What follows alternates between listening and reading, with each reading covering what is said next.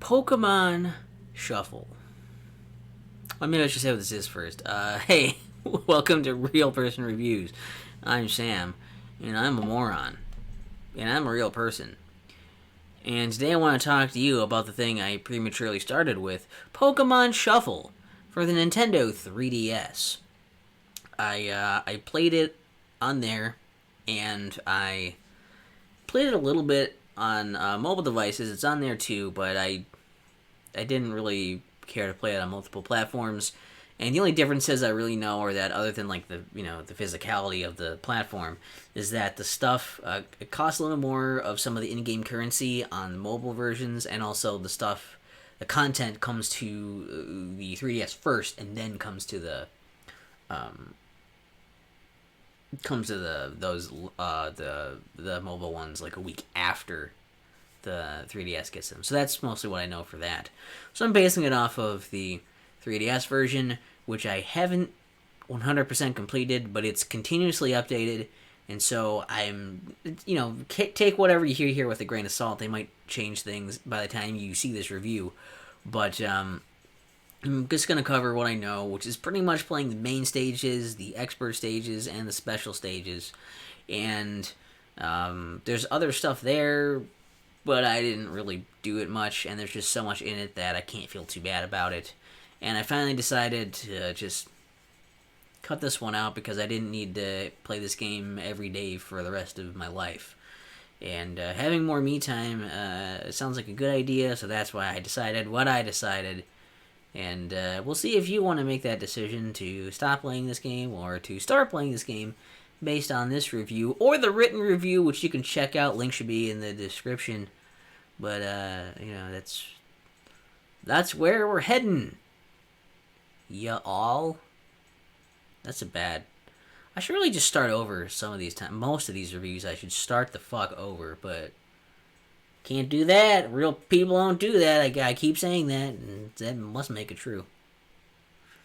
So, Pokemon Shuffle is a match 3 puzzle game that is a spin off in the Pokemon series. It's using the Pokemon aesthetic. And you go into these stages, selecting Pokemon to come with you, your support Pokemon. Every Pokemon in the game has a singular type, and is represented by the head of that Pokemon. So like when you're fighting the opponent Pokemon, it has the same type effectiveness as Pokemon games usually have. Fire is good against water. Grass is good. Water is good against fire. Fire is good against grass. Grass is good against water. That type of deal going on with all the types in the game, and you go in, and your support Pokemon are on this like they're on the 6x6 grid, and it'll be populated with the heads of all of your support Pokemon. And then you tap and drag one head over to another head to swap places with them, and you have to make a match of at least 3 in one of those spots, vertically or horizontally. You make a match, and then those will disappear. All the other heads will fall down, and other ones will randomly come in from the top to fill in the gaps as you go. And they'll do damage. If your moves are super effective, then you'll do more damage. If they're not very effective, they'll do less damage. And if they're neutral, they'll do neutral damage. Because every Pokemon has their own attack power, which determines how strong they are. As you beat stages, you'll get experience, and you can level up, which raises your attack power. Also, all your support Pokemon will have some kind of ability, some kind of skill that can do things like boost the power of your attacks or boost the power of combos. Combos being times when multiple matches are made, or matches are made from falling types, falling down from the matches you just made. Some of them can remove these disruptions that are put on the board and deal with other things. Disruptions are put on by the Pokemon you're fighting, which and trying to catch. Usually on a timer, sometimes they're reactionary, but usually on some kind of timer. And they will do things like make these rocks that you need to make matches next to in order to get rid of them, or these steel blocks that need to just be taken out by a skill, or they'll freeze sections, or it's like you need to make the match of whatever is frozen to unfreeze it, to thaw it out. And like they can put clouds up to like block things. They can put in Pokemon that are not one of your support Pokemon in there and populate the area with more non-support Pokemon, and so there's just more in the mix, because you can usually bring up to 4 Pokemon. Some stages have you only bringing 3. Usually it's 4. You only have so many moves to defeat the Pokemon. If you get all of its HP down within those moves, then you get a chance to capture it, and you'll get a better catch percentage chance if you've got more moves left over. And then if you catch it, then you have it, and you can use it as one of your support Pokemon. But as long as you beat the stage, you can move on to the next stage. There's also Mega Pokemon, where you have to fight the Mega Pokemon stage, and then those you just have to beat it, and you get the Mega Stone for the Pokemon. And when you have that Pokemon has to be in the first slot for it to work, and then you have to make a match of it enough times to fill up the meter, and then once that meter is filled up, then it will Mega Evolve. And then it uses whatever its Mega ability is, whatever its Mega skill is, when these are usually, more devastating and more impactful than the standard skills. And there's a lot of like items you can use for helping you win those stages that usually take coins. You usually get coins for beating stages and for daily logins. There's usually just little things here and there. You can maybe pick up a few extra ones now and then. You can also, I believe, use jewels to buy extra coins. Jewels are the premium currency, and you also get those from a few events, from progression and from logins and whatnot, much more sparingly. And the coins can buy you things like, just power-ups to help you with those stages, like increasing your attack power, delaying the disruptions for a few turns during the beginning, giving you a Mega Pokemon right away, so you don't have to fill up the meter, extra moves,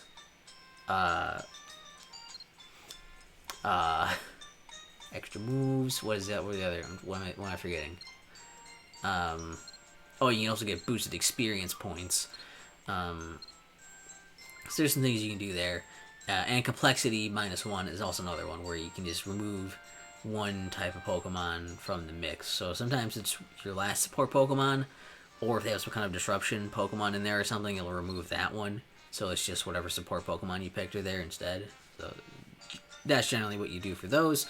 Also, if you fail to catch a Pokemon, you can use coins to, if you have enough anyways, to use a Great Ball, which has a better chance of catching them. Every once in a while, they will still escape and run away when you're trying to do that, but you do usually get the chance to at least do a few of those as well, if you have the coins to support it.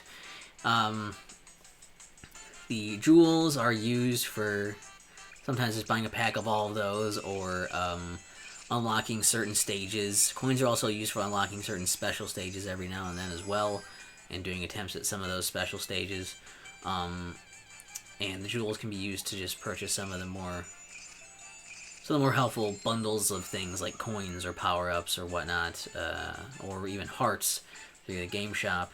And sometimes can be used to, at the end of a match, if you lost, you can use a jewel and get a few extra moves to keep continuing from wherever you failed.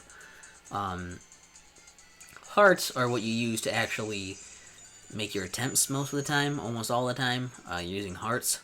So every attempt is a heart. You can keep up to 5 hearts that are replenishable. And if you get any extra hearts beyond that through other means, they'll be added to like a separate counter. And it always uses the replenishable hearts first. And those replenish every 30 minutes. So you can only have a cap up to 5 of those. And I believe there is a cap for the other hearts, but it's so high that I've never hit it.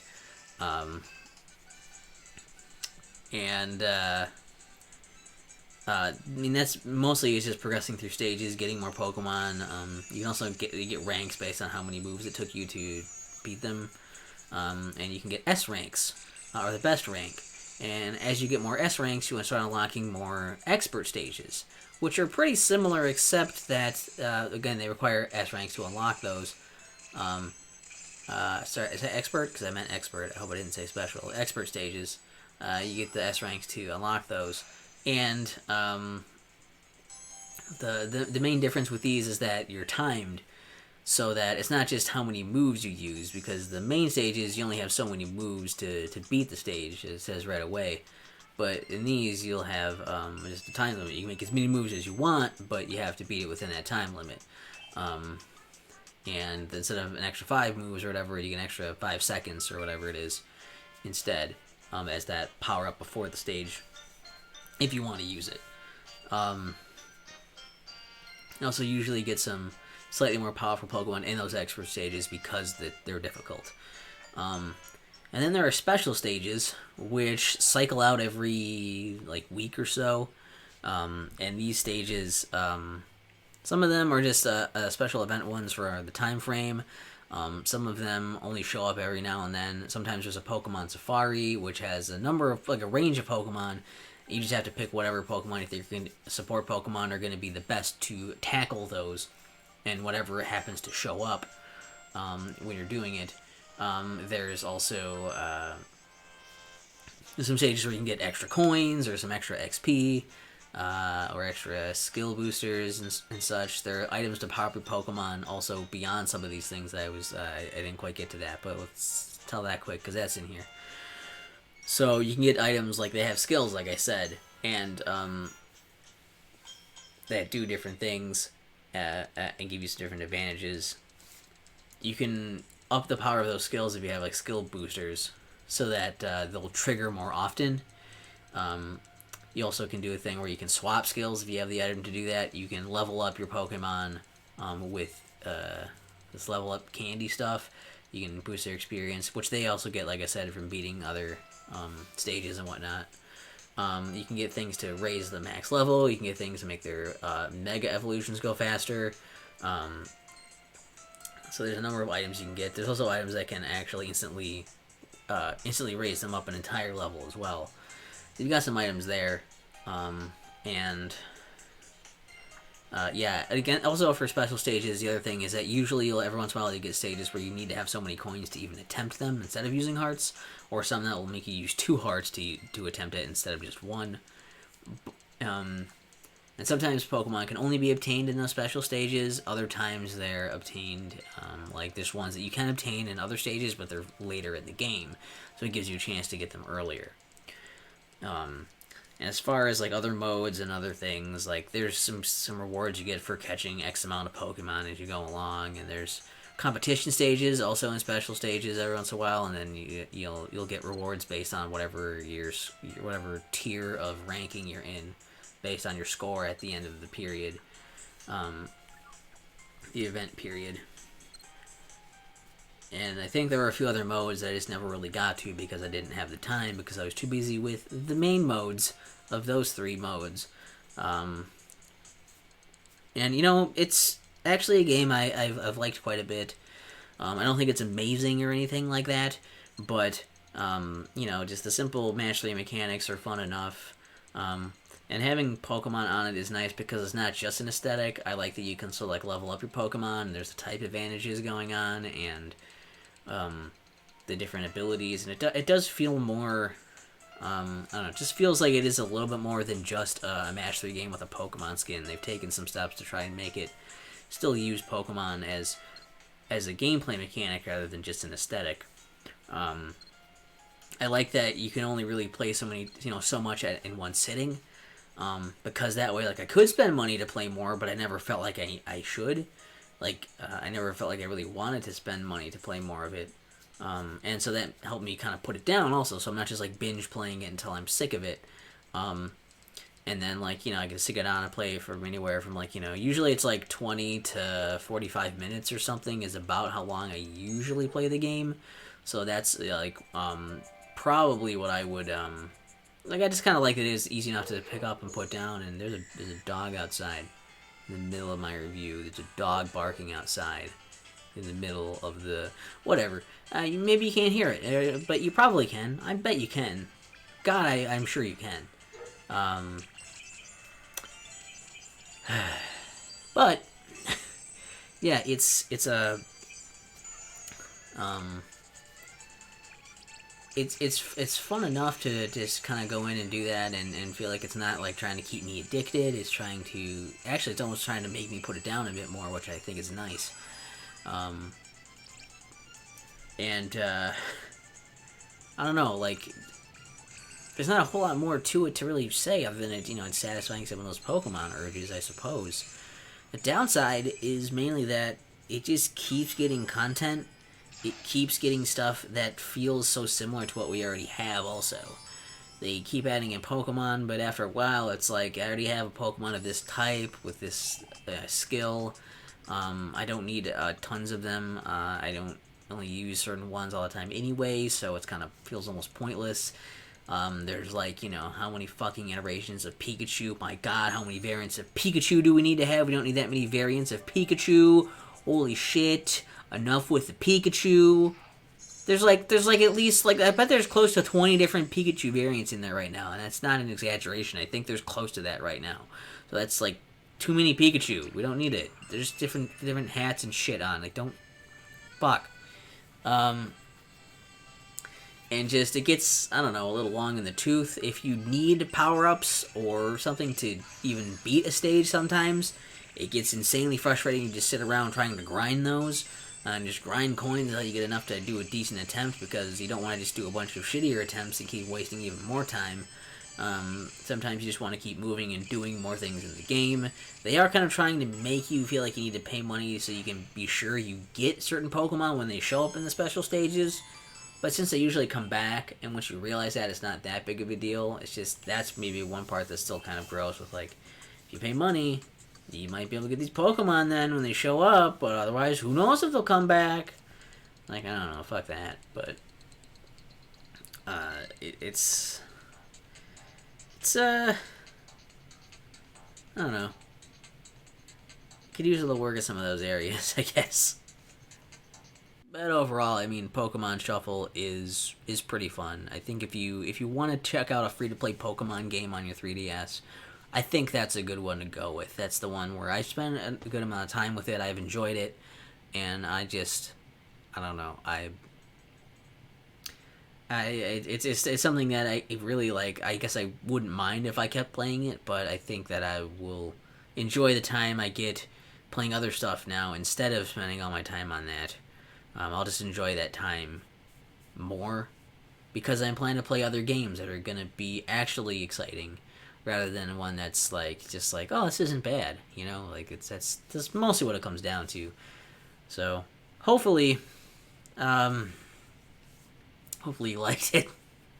I don't know, hopefully this was okay. And I don't know. I think that'll do it for me. That's good. Pokemon Shuffle. Have you guys played it? Are you interested? Do you play it on mobile? Do you play it on 3DS? If you're looking for a game to pass the time and get some Pokemon out of it, go for it. Just, I don't know what you're getting into, I guess.